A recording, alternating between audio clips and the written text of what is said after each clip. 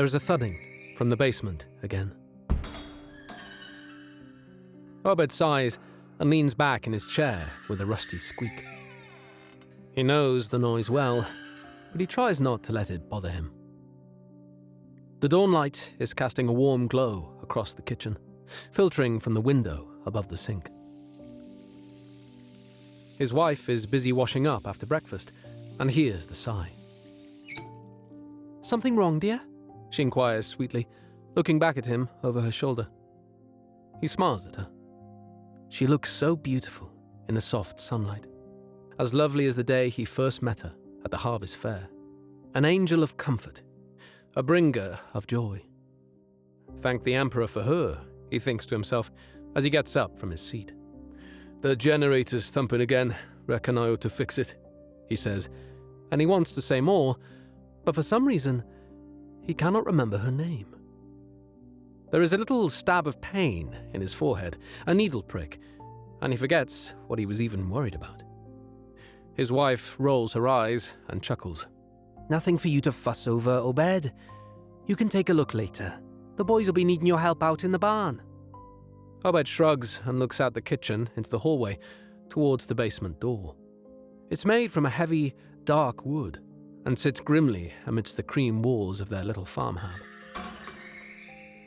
The handle and lock are dingy, verdigris on old brass. He can't for the life of him remember why they chose such an ugly door, but he realizes he's never paid all that much attention to it. Or at least, he thinks he hasn't. Obed shakes his head. "Well, do you at least know where the basement key is?" Access denied. The voice that replies is cold and mechanical. Startled, Obed spins around, but his wife is still standing there in her halo, now with distinct concern in her eyes.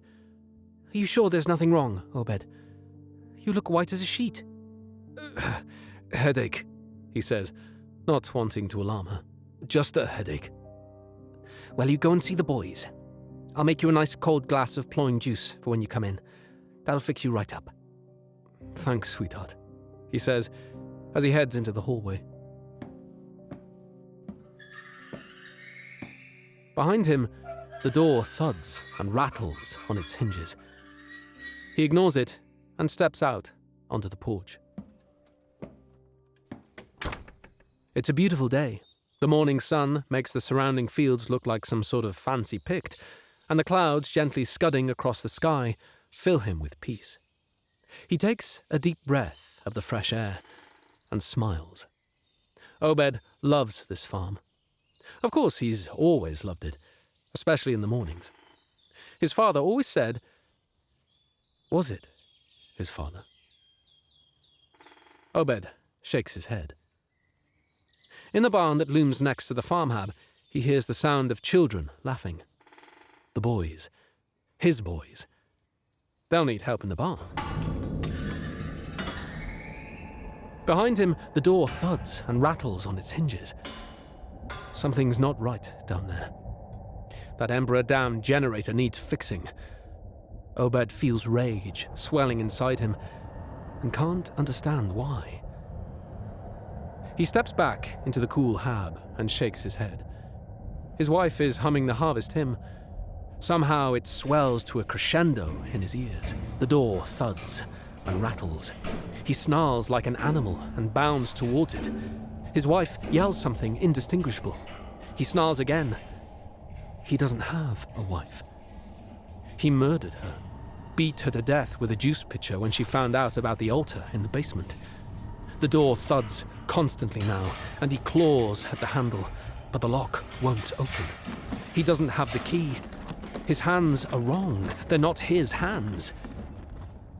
He doesn't have hands. The door is shaking now, and the hab shakes with it like a hivequake. What is a hivequake? The pain in his skull pounds along with the door now, and he shrieks, clawing at it with these mechanical tentacles that crackle and fizz, with eyes that see only heat and victims. A voice booms out, rattling the house, a voice he recognizes from a nightmare.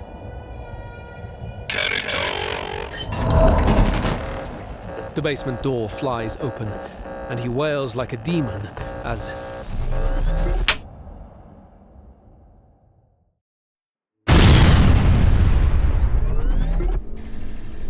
Adiel 49X roars incoherently through his implanted Vox unit as the electroflails attached to his wrists rend the heretics before him.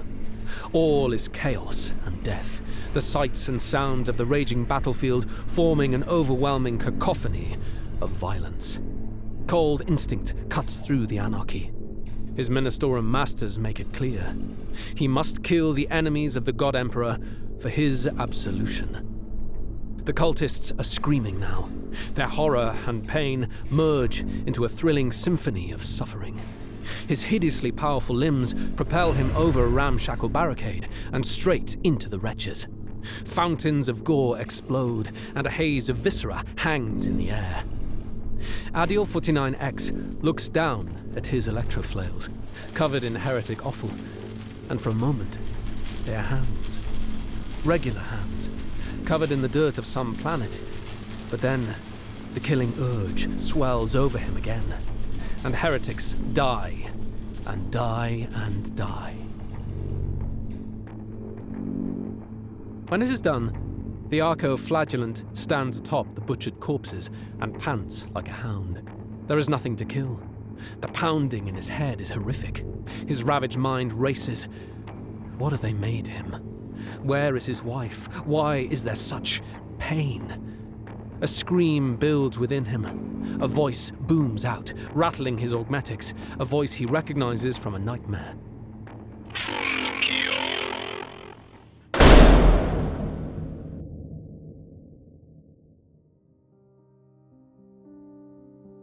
The basement door slams shut. Obed shakes his head and can't think of where the time has gone. The smell of freshly poured ploin juice catches up to him from the kitchen, and he walks away from the heavy, dark door. The generator thuds again behind him, softly now, and he shrugs. He'll have to fix it one of these days, if he can find the damn key.